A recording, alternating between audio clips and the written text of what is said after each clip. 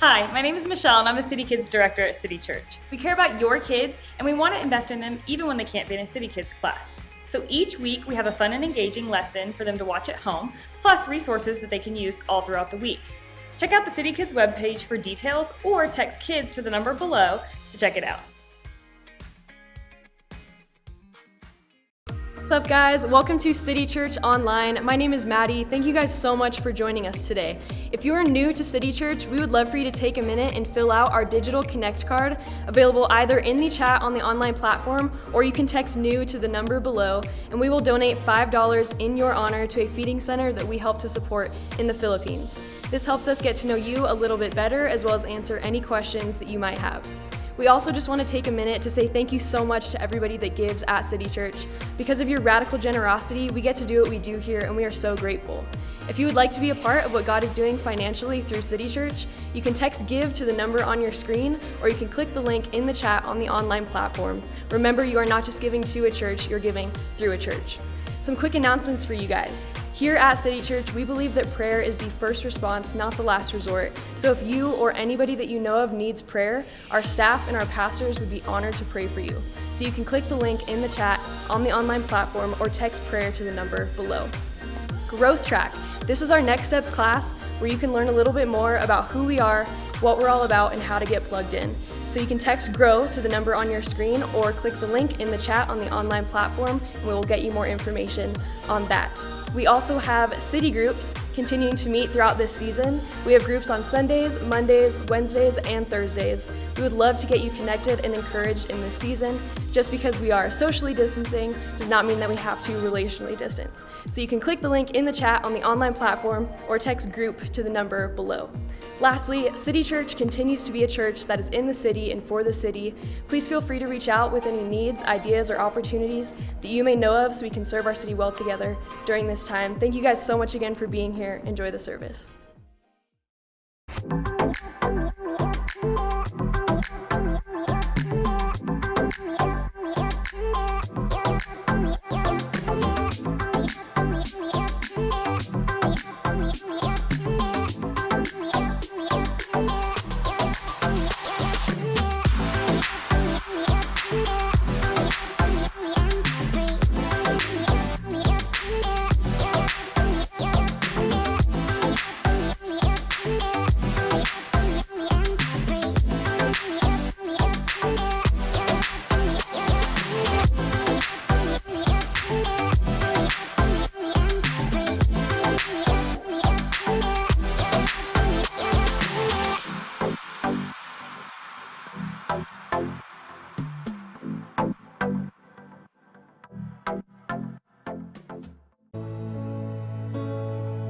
Hey, welcome to City Church. We're glad you're here. Let's sing together. Sing like the rushing wind. Like the rushing wind, would you breathe within my heart?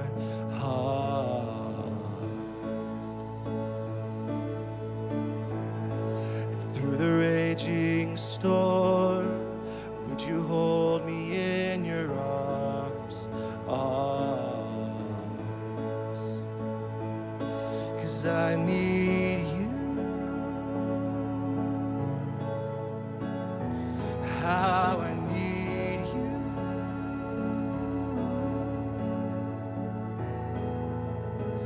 I need your love like I need water.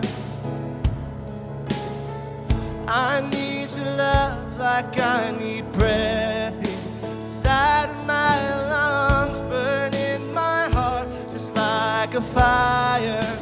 Come and take me over.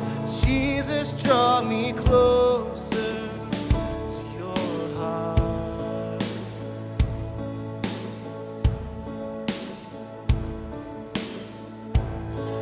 Through the wind and rain, I can hear you call my name.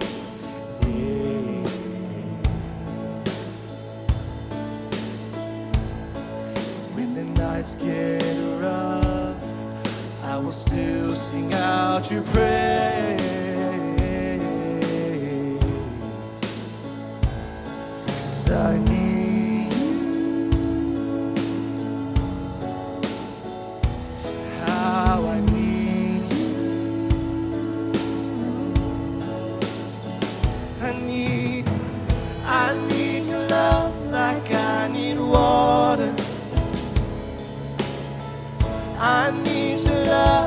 like I need breath inside of my lungs, burning my heart just like a fire.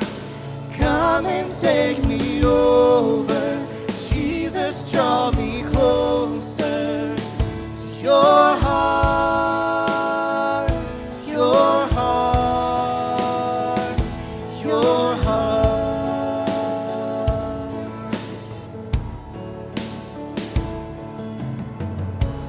Closer than my every breath, closer than my every step, closer than the song I sing, closer than anything, closer than my every breath, closer than my every step, closer than the song I sing, closer than anything, closer than my every breath, closer than my every step, closer than the song I sing, oh, closer than anything. I need your love like I need water. I need your love like I need breath inside of my lungs, burning my heart just like a fire. Come and take me over, Jesus, draw me closer. I need your love like I need water. Oh, I need your love like I need breath inside of my lungs, burning my heart just like a fire. Come and take me over, Jesus, draw me closer to your heart, oh, your heart, your heart, to your heart, your heart, your heart.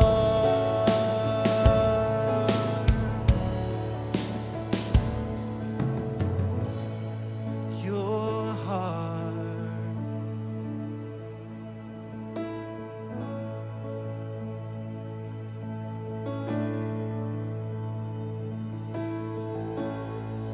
So pull me a little closer, take me a little deeper. I want to know your heart.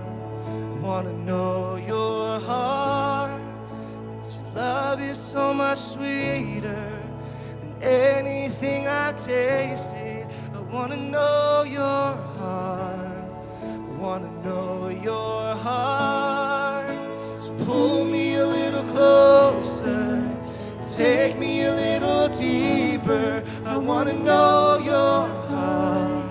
I want to know your heart. 'Cause your love is so much sweeter than anything I've tasted. I want to know your heart. I want to know your heart.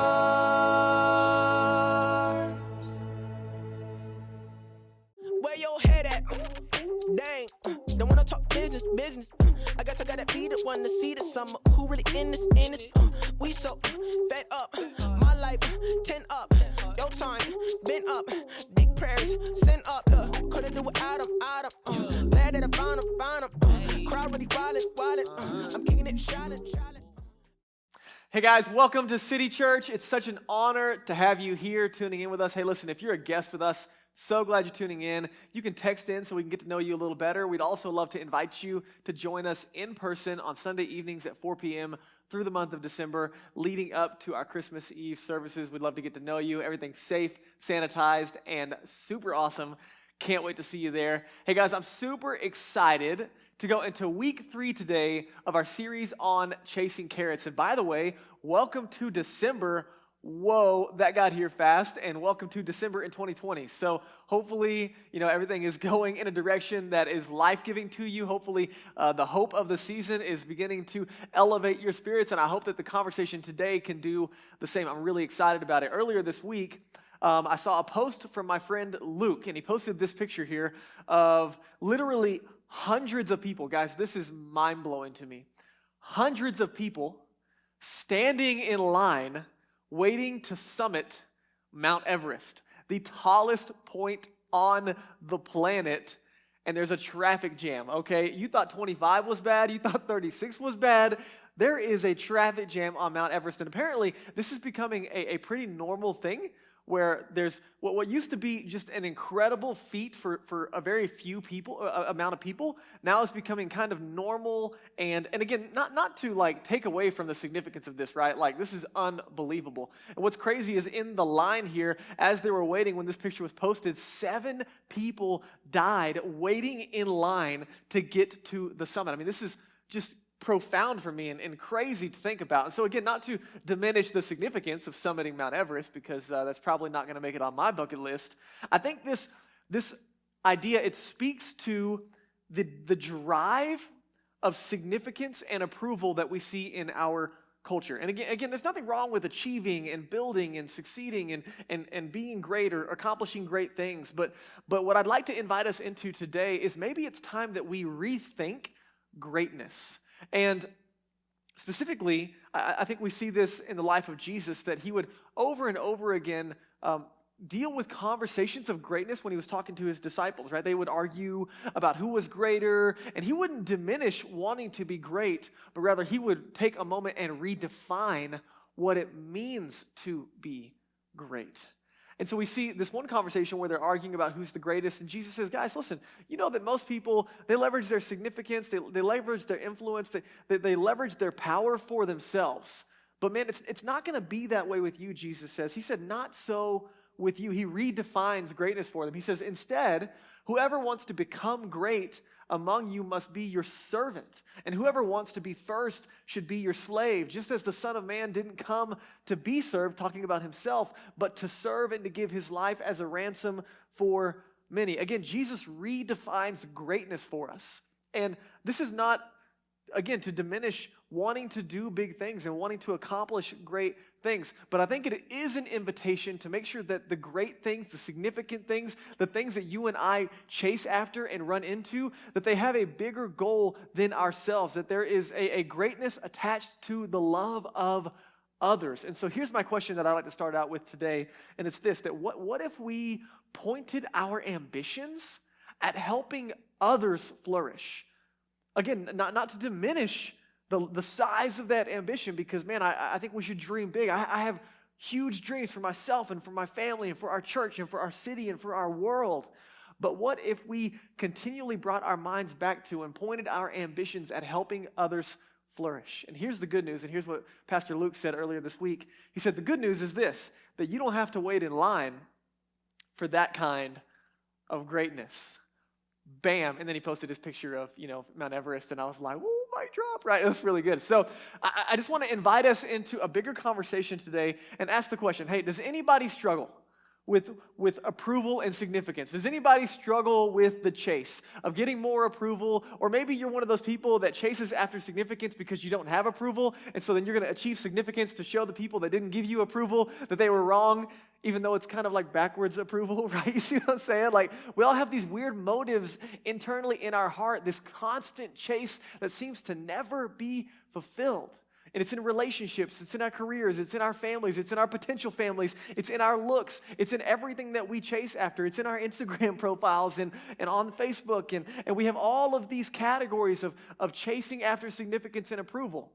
And I just would like to think that I'm not alone in this. And so I want to give you 3 struggles, if you will, connected to approval and significance. And I just want you to see if you see yourself in any of these. The first one is this, that you might struggle with this if you obsess about what other people think, right? If, like, when you're getting dressed, you just kind of start to freak out about what other people are going to think about what you're wearing. To be fair, I let Danielle dress me consistently because I can't handle the pressure of dressing myself. I'm lucky if my shirt ends up on the right side of my body, much less if things match. And it's not because I'm colorblind or anything like that. I just don't have it all together. But obsessing about what other people think, it comes out in, you're in a text message, and, maybe there's a little bit of confusion in a conversation you're having, and all of a sudden you see the little bubbles pop up, and they go away, and they pop up again, and then they go away. And then they never respond and they never say anything, and you're like, I know you were going to reply, and you didn't do it. And are we okay? Are we good? What happened? I still have words for you, whatever it is, right? Maybe you obsess about what other people think. To be honest, whatever category it falls in for you, this can be an area of vulnerability for me.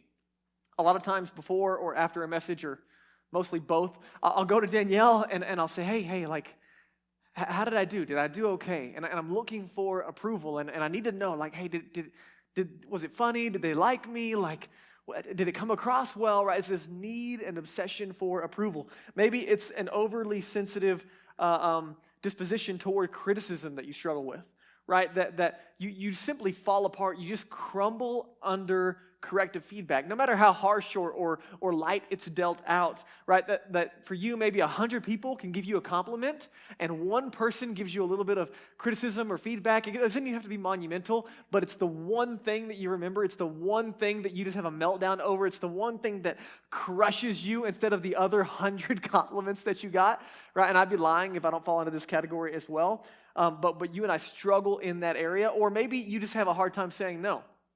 Maybe you have a hard time saying no, and for you, this is your means of avoiding conflict.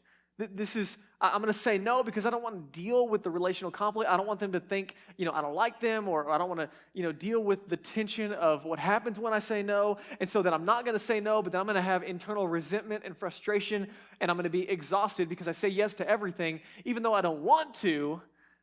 But I'm going to do it to avoid conflict, and I'm constantly overcommitted. Well, I don't know what it is for you. These are just some examples of ways that we struggle around approval and significance. Now, let me give you a verse out of Proverbs 29, verse 25. Check this out. The fear of human opinion, it disables. You ever felt disabled by what other people think about you? Just like totally frozen by that weight? But trusting in God protects you from that. And we're going to talk about that for the rest of this message. And maybe you're tuning in, you're not a follower of Jesus. I'd like to encourage you. This is not, just some super spiritual, feel-good message of, hopeful ideas that don't actually work. There's some real practical things that you and I can do when it comes to trusting in God that genuinely takes the pressure off of the chase of approval and significance. But I want to go back to that first line. The fear of human opinion, it disables. Other translations use the word cripples or snares. And that Hebrew word that's used here is literally a picture of an animal with a hook in its nose. You've seen the pictures where, there's a hook in maybe an ox's nose or something, and that's how you lead the animal around, right? He's saying that the fear of others, the opinion of what others think, leaning into constantly wondering what people think about us, it's like being an animal pulled around by the nose. You see this image, right? That you and I get hooked so much on what other people think that we get pulled around in different directions, and it's so unhealthy, and it never ends, and there's just constantly something else that we start chasing after. And so I want to invite you. There is safety, there is protection, there is a release from that kind of damaging relationship, and we got to find it by trusting in God. We're going to look at that today. So here's what I want to invite you to think about. If you and I are going to be the kind of Jesus followers that love well and serve well and look like Jesus and think like Jesus and respond like Jesus, then we've really got to press into this reality that it is very difficult. This is from Craig Rochelle. It's very difficult to be focused on others, which is what Jesus invites us into, right? That's the release. To be great, to be a leader, we've got to focus on others. He said it's very difficult to be focused on others when you're focused on getting others to focus on you. You catch that? Let's say it again. It's very difficult to be focused on others, to serve others well, to lead others well, to love others well. It's very difficult to do that when we're focused on getting others to focus on us. Right? This is true. That it's one or the other. We can't do both simultaneously.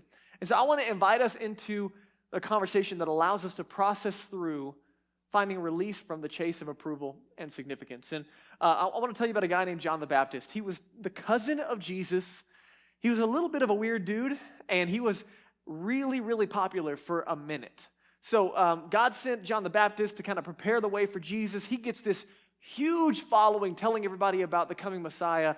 Tons of influence, tons of popularity, super awesome, cool thing happening, and then Jesus shows up, which is awesome because that was what it was all about, and John's ecstatic about it, and all of a sudden, all of the crowds and all of the influence and all of the amazing things that were happening in the sphere of influence for John, all those people started to follow Jesus.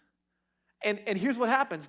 Some of the influencers and some of the leaders that were with John, they were like, hey, John, everybody's going to Jesus instead of coming to us. And they were upset about it. We're like, man, we worked so hard for this. We got such an awesome following. We had so many Instagram followers. And now they're like jumping accounts and they're following Jesus. And watch John's response. John says, man, no one can receive anything unless God gives it from heaven. Right? Perspective. He's like, listen, when it comes to greatness and that perspective, it's nothing wrong with doing significant and great things and having lots of influence, but he's saying just recognize the source, that it comes from God, that God made you and allowed you to have that privilege and that influence. But then look at John's response and ask you, man, I don't know about you, but this would not be my response, even though I probably should say that it would be. Just naturally, I would want to be like, hey, how can I be famous alongside Jesus, right? How can I be significant and carry the approval? Like, yeah, I led the way for that guy, right? I'm kind of a big deal too. But John says, I'm filled with joy at his what? Success. Everybody say that word, success. Everybody wants success for themselves, but how hard is it to celebrate the success of someone else in your same field at that same time? So hard to say those words. And John says it just like it's nothing for him to watch. Watch where it comes from. This is so amazing. John then says, guys, listen. He must become greater and greater, and I must become less and less. Jesus must become greater, and I must become less. Listen, the release that you and I need from the chase of approval, that need to please, that chase for significance is found right here. The invitation in a relationship with Jesus that he must become greater, I must become less. Less of me, more of him. Less of me, more of him. This is really easy to say. It's easy to get tattooed on your arm. It's way harder to live out, right? Less of me, more of him. Less of me, more of him. That's the invitation that we see in the life of John. So let's flesh this out for a minute, okay? Let's talk about motives. Let's talk about the motives, because the motives behind our approval, the motives behind our pursuit of significance, that's really where all of this is going to rise and fall, right? If we don't understand our motives, if we don't really dig deep and be honest with ourselves, we're never going to be able to see a shift in this. It's going to be superficial, and we're going to pick apart things on the outside that don't actually affect the heart. But we can tell, right? You listen to John's words, that's got to be a heart disposition. There's no way he could say that and mean it unless it was already inside of him, right? Later, John would say, man, I'm not even worthy to tie the sandals of Jesus. And you know what happened for John? It wasn't that he was insignificant, right? You recognize that. John was not insignificant, but in comparison to Jesus, in comparison to what Jesus came to do, in comparison to what Jesus would do for John himself and the entire world, John would just say, man, I'm nothing. Because I'm nothing without Jesus. You see the difference? Right? Humility, one of my favorite definitions of humility, is not thinking less of yourself, but rather thinking of yourself less. You see the difference? Right? It's removing myself from the picture and allowing God and others to be the forefront. So let's evaluate our motives. Ask yourself this question. Number one, who are you representing? Right? When it comes to approval, when it comes to significance in your home, career, friend circles, where you live, work, and play, just think about every relationship that you have, every circle of influence that you have, and in those circles, who are you representing? Man, this hit me so hard earlier today. I was thinking about who I represent in my home and the priority that I represent there. And the easy answer, right, like the cheesy, like if you're a follower of Jesus, answer should be like Jesus, right? Like Jesus is always the answer. Listen, don't do that. Don't give the cheesy answer that you know it's supposed to be, even though it's not the reality. Like ask the question really, who do you represent really? Like think about it. When you make a post, when you show up to an event, when you start talking in a circle of coworkers or friends, when you are serving someone, who are you representing really? Be honest. Because for me, most of the time, it's about me. the posts, the words, the jokes, the way I engage, the way that I present myself in a room, whatever it is, any scenario that I put myself in, more times than not, it's about me more than it is Jesus. Right? Operating in the back of my mind is, do you like me? Do you approve of me? Am I valuable? Am I likable? Right? There's this script in the back of my mind looking for approval and looking for that stamp of significance. And if this is you and you find yourself in this arena, I want you to just press into the words that we're about to read from Paul, one of the apostles and one of the followers of Jesus, in 2 Corinthians 5:20. Here's what he says. He says, we, collectively, followers of Jesus, we are Christ's ambassadors. That word ambassador, it literally means the highest ranking diplomat from one nation to another. It's the highest ranking diplomat sent from one nation to another as a representative. And what Paul is saying for you and I is, as followers of Jesus, the moment, regardless of how significant you think you are or how much influence you think you have, the moment you become a follower of Jesus, you become an ambassador. That you are sent as the highest ranking official of the kingdom of heaven to represent Jesus to the world around you. Do you hear the significance of this statement? And watch what happens. He says, God is making his appeal through us, through me, through you. And we speak for Christ when we plead, come back to God. Right? The whole point of the good news, the whole point of Jesus is God reconciling the world to himself, that Jesus would come to bring everybody back into relationship with God. And he's saying all of us, we have the privilege to represent Jesus to the world. But then you got to ask the question, more times than not, who do you represent? Just default. Who are you representing? Because, man, for me, it's me. But think about this. Listen, what this means for you and me is that when I walk into a room, when you walk into a room, when you walk into the office, when you zoom in, when you see your neighbors hanging out in the alley, when you see some friends at a park, when you're hanging out at the bar, when you're having a game night, when you go home for Christmas with your family, or whatever dynamic you find yourself in, when you walk into a room, light enters the room because you're an ambassador of the one who is light. You see this? When you walk into a room, hope should be entering that room. When you walk into a room, life is entering that room. When you walk into a room, joy should be entering that room. When you walk into a room, peace should be entering that room. Let me ask you a question. How often do you walk into a room and those things follow you? Man, this hit me hard because I'm like, whoa. I don't know that I can always say that when I walk into my home, those things follow me. But it's because I'm worried more about myself than I am about representing Jesus to my wife and my kids. And this is an invitation, not to feel bad, but to realize the privilege that I have and the access that I have of the one living inside of me, right? That we're representatives of God. That what I say, what I post, what I do, my body language, my attention, what I engage in, the way that I honor people, everything that I do is an opportunity to let other people see the love of God. First question is that. Who are you representing? The second one is this. Whose approval matters most?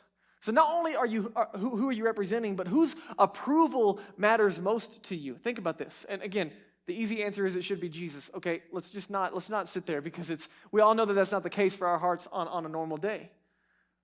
You and I have the tendency to live for the approval of others and the accomplishment of whatever we deem successful and significant. Right? And psychologists tell us that the need for approval, the need for significance, it's connected to past injury and neglect. I want you to think about it for a second.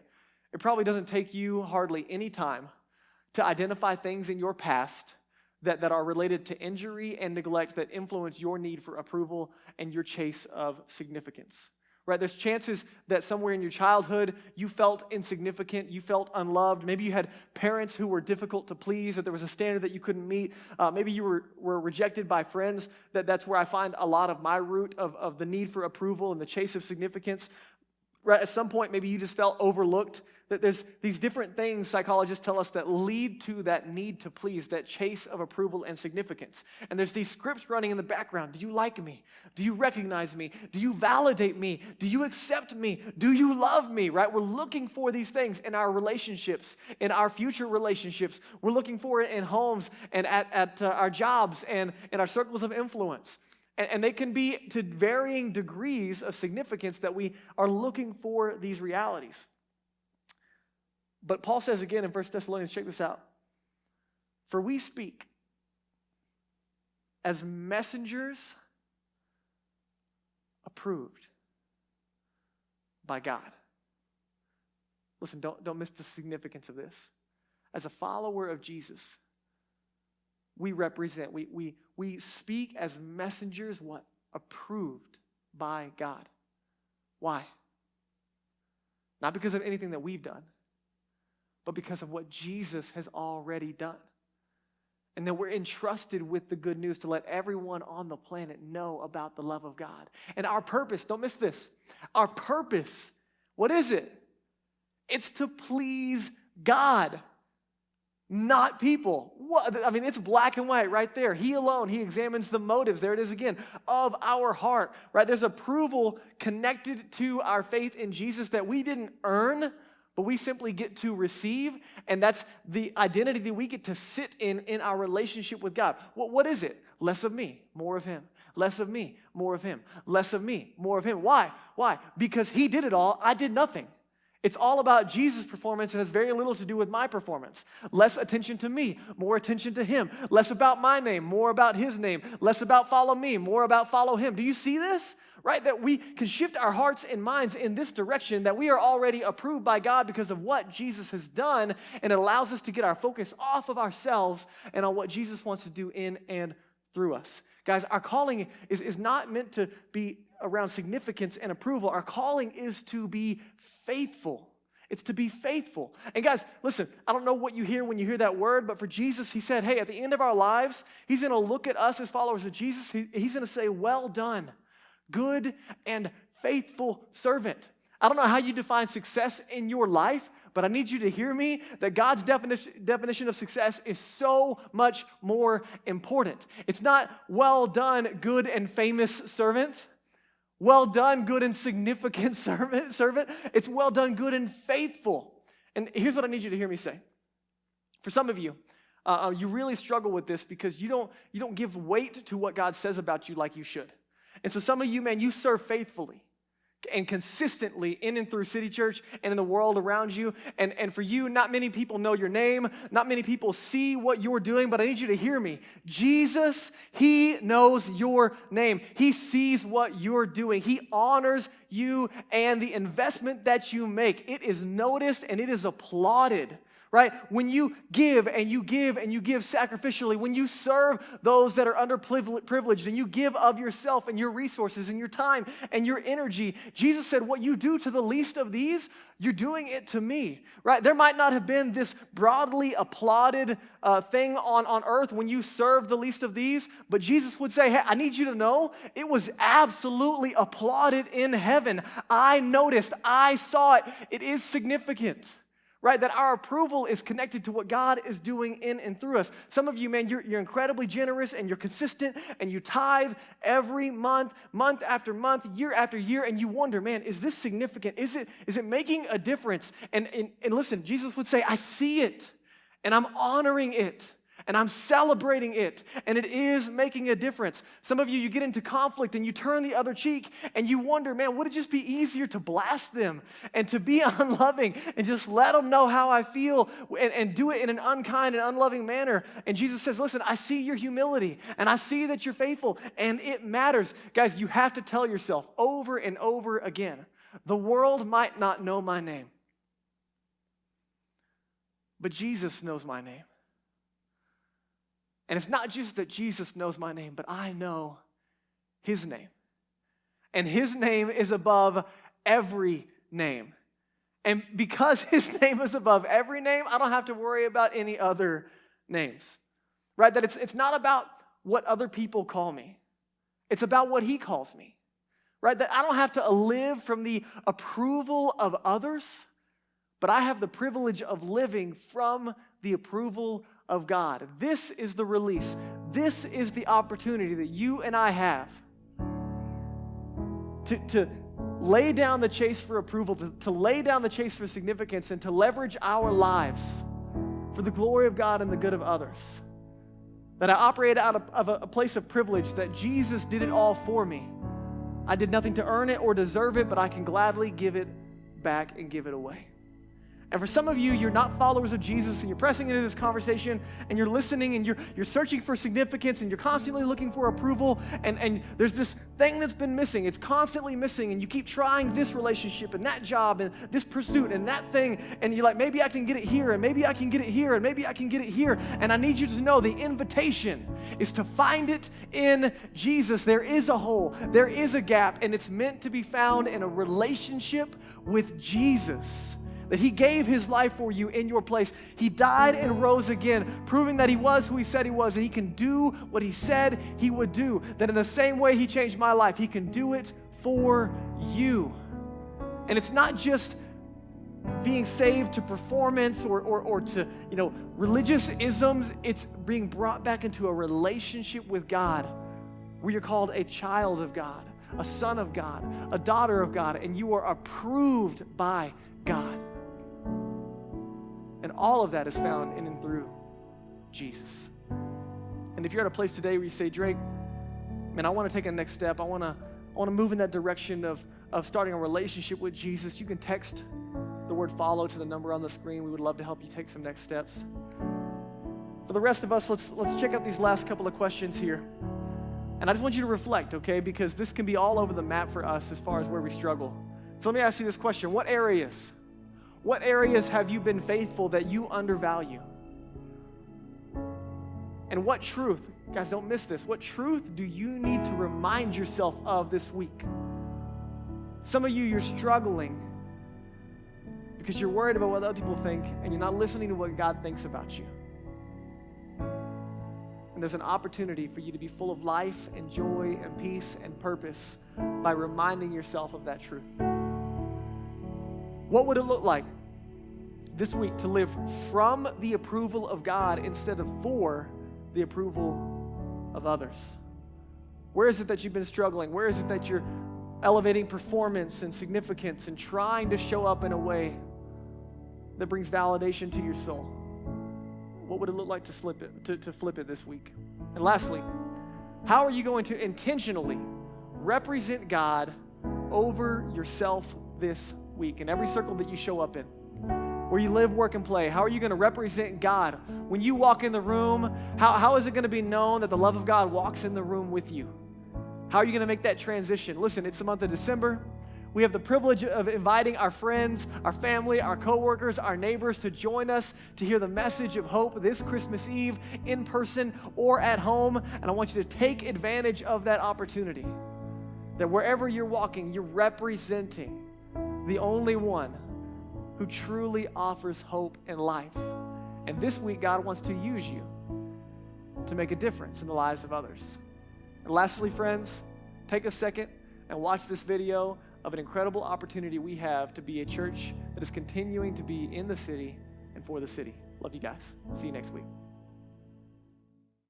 Hey guys, I'm really excited to let you know about an opportunity we have over the Christmas holiday to serve some families in need. Many of you know that we partner consistently with our friends at Crestview Elementary, and through that relationship, we have the privilege of adopting and serving 40 unique kids with $25 gift cards toward their family to help out with Christmas presents. And so here's what City Church is doing. We're going to front the money on the front end to buy all these gift cards and help these families out. And we're asking you to go online to our giving page and adopt as many kids as you would like. So you can go to the giving page, hit the drop down, select Christmas for kids, and then you can adopt as many kids as you want. $25 goes to one kid. You can adopt 4 kids for $100. Whatever you're able to do is going to be a huge, huge blessing to these families. And again, thank you so much for being a radically generous church. And thank you for helping us continue to be a church in the city and for the city. Merry Christmas, guys.